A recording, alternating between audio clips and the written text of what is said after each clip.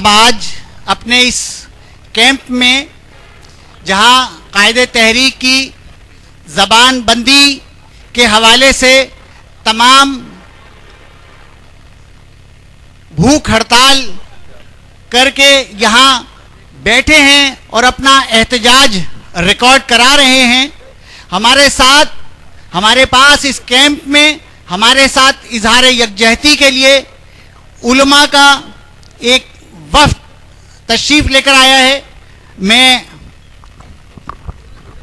Deputy convener شاہد پاشا بھائی سے گزارش کروں گا کہ ان کا استقبال کریں اور ان کو اپنے اظہار خیال کا موقع فراہم کریں۔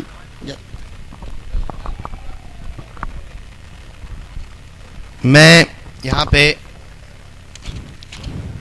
محترم سید نسیم الحسن زیدی صاحب، علامہ سید علی کرار نقوی صاحب، علامہ اطہر مشہدی صاحب، مولانا آغا نادر رضوی صاحب، پیر شاہ احمد رضا خان قادری صاحب، ایڈوکیٹ سید فیاض رضوی صاحب جو کہ صدر ہیں انجمن خدیجۃ الکبریٰ عباس ٹاؤن، اور سید تاجدار حیدر صاحب جو کہ صدر ہیں انجمن الذوالفقار حسینی ملیر حسین آباد کے۔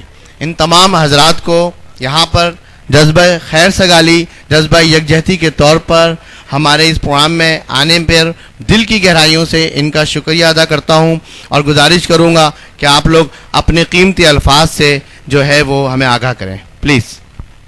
علامہ صاحب۔ بسم اللہ الرحمن الرحیم۔ آج ایک ایسا موقع آ گیا ہے جب پاکستان کے مخلصین کو یہاں شاہراہ پر بیٹھ کر اپنے مطالبات پیش کرنے کی وقت کی ضرورت پیش آ رہی ہے۔ ہم مسلمان ہیں، ماشاءاللہ سے پاکستانی ہیں، غیر مسلم ہیں، پاکستانی ہیں، سب حقوق کی آواز خود سے ارباب اقتدار کو سننا چاہیے۔ ان پر ذمہ داری ہیں کہ وہ غریبوں کی، مظلوموں کی، پاکستان کے محبت کرنے والوں کی، پاکستان کے چاہنے والوں کی خواہشات کو پورا کرے۔ اللہ خوش ہوتا ہے، اور اگر ان کی ضروریات کو پورا نہیں کیا گیا تو موت تو ایک روز آنی ہے، اور یہ روز ایک روز مراد نہیں ہے، پتہ نہیں اگلا سانس آئے یا نہیں آئے۔ پھر خدا کے پاس کیا جواب دیں گے کہ مخلوق خدا تمہارے دروازے پر آ کر بھوک ہڑتال بھی کر رہی تھی، پھر بھی ان کے مسئلوں کو حل نہیں کیا جا رہا تھا۔ گلا تو گھونٹ دیا اہل مدرسہ نے میں، تیرا کہاں سے آئے صدائے لا الہ الا اللہ۔ کچھ تقریروں پہ پابندی لگائی جاتی ہے۔ حضرت علی فرماتے ہیں تکلموا وتعارفوا، کلام کرو تاکہ تمہارا تعارف ہو، تمہیں پہچانا جائے۔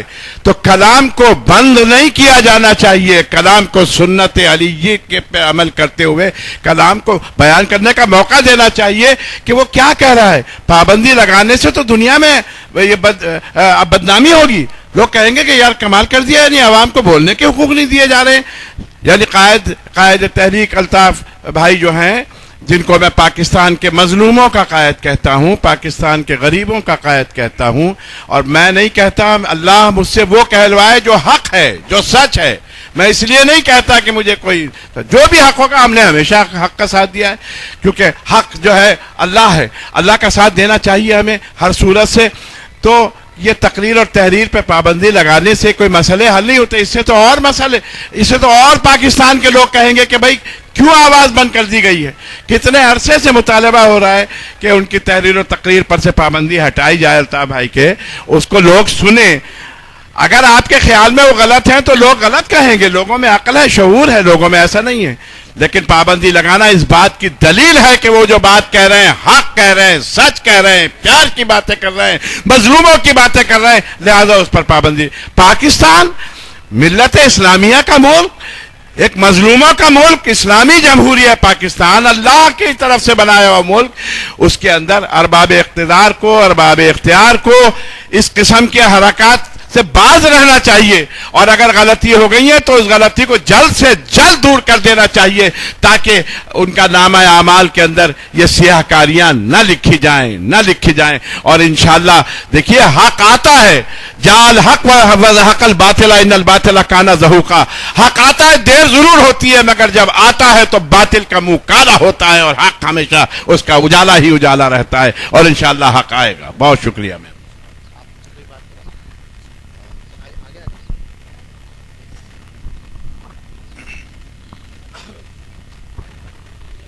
اعوذ باللہ السمیع العلیم من الشیطان اللعین الرجیم. بسم اللہ الرحمن الرحیم. یہ کیسا موقع ہے کہ جہاں پر کوئی بات جو حق کی بات ہے وہ نہیں کرنے دی جا رہی. کیفیت یہ آ گئی ہے، وقت یہ آ گیا. یہ کیسا دستور زباں بندی ہے میرے اپنے ہی ملک میں، یہ کیسا دستور زباں بندی ہے میرے اپنے ہی ملک میں کہ بات کرنے کو ترستی ہے زباں میری. کیفیت یہ ہو گئی ہے، اور یہ کیفیت ایسی نہیں، آج کی نہیں ہے، گھبرانے کی ضرورت نہیں ہے.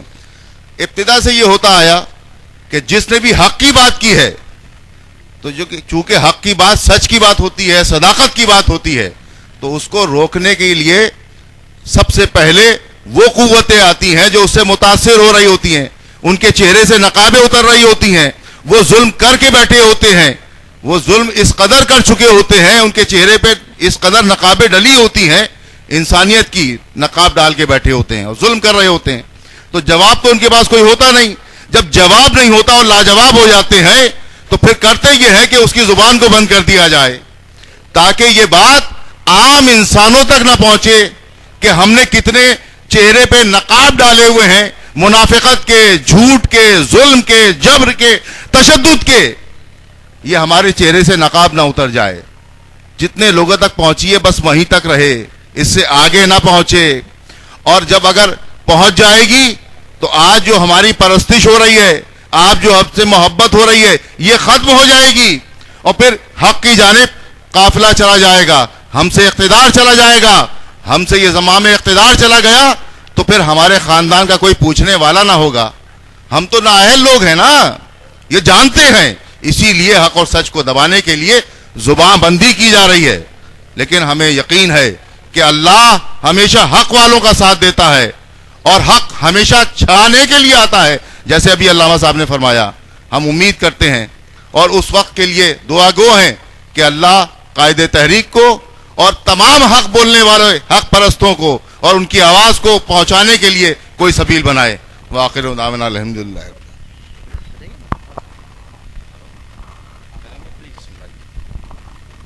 اعوذ باللہ من الشیطان اللعین الرجیم. بسم اللہ الرحمن الرحیم. آج ہم ایک ایسی شخصیت کے اظہار یکجہتی کے لیے جمع ہوئے ہیں، تمام علماء کرام، کہ جس نے ہمیشہ لوگ دیکھتے آئے کہ سچ کہا اور سچ کی حمایت کی. آج یہ پاکستان پہ میں یہ سمجھتا ہوں بہت کٹھن اور بہت تکلیف دہ دن ہے پورے پاکستان میں. صرف کراچی کے ہی نہیں ہے، حق پرستی صرف کراچی کے لیے آواز نہیں ہے. یہ جتنے جناب الطاف حسین صاحب کے ساتھی کھڑے ہوئے ہیں، یہ کس لیے، یہ بہنیں، یہ جوان، یہ بچے، یہ سارے، یہ سب کس لیے آئے ہیں؟ یہ اس لیے آئے ہیں کہ کسی کی بھی آواز کو روکنا ہمیشہ سے ظلم رہا اور ہمیشہ ظلم رہے گا. جو صحیح کہہ رہا ہے اس کو بھی عوام جانتے ہیں اور جو غلط کہہ رہا ہے اس کو بھی عوام جانتے ہیں. یہ زبان بندی جیسے علماء کرام نے ابھی فرمایا کہ اس لیے کی گئی ہے کہ جو حقیقتیں الطاف حسین صاحب میڈیا کے سامنے یا دنیا کے سامنے لایا کرتے تھے ان حکمرانوں کی، تو اب ان کو یہ وقت ملا ہے کہ وہ اس حق اور سچ کی زبان کو روکیں.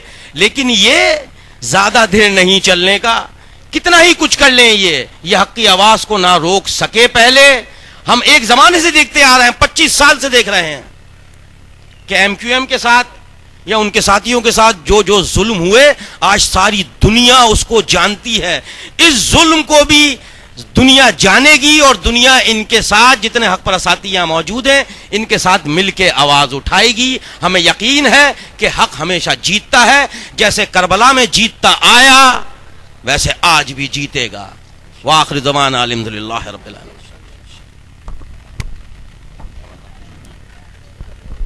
आप बहुत शुक्रिया आप तमाम उलमा हजरात का। और जैसे कि नकवी साहब ने कहा कि आज क्या वक्त आ गया है कि बानियान पाकिस्तान की औलादें जो हैं वो सड़क पर भूख हड़ताल कर रही हैं, तो इन अल्फाज के साथ कि यहाँ गुनाह हवा के छुपाए जाते हैं, यहाँ गुनाह हवा के छुपाए जाते हैं, चिराग खुद नहीं बुझते बुझाए जाते हैं। ये कैसा कर्ज है नफरत का कि कम नहीं होता, ये कैसा कर्ज है नफरत का कि कम नहीं होता, ये बढ़ता जाता है जितना चुकाए जाते हैं। बहुत शुक्रिया आप लोगों का, बहुत शुक्रिया।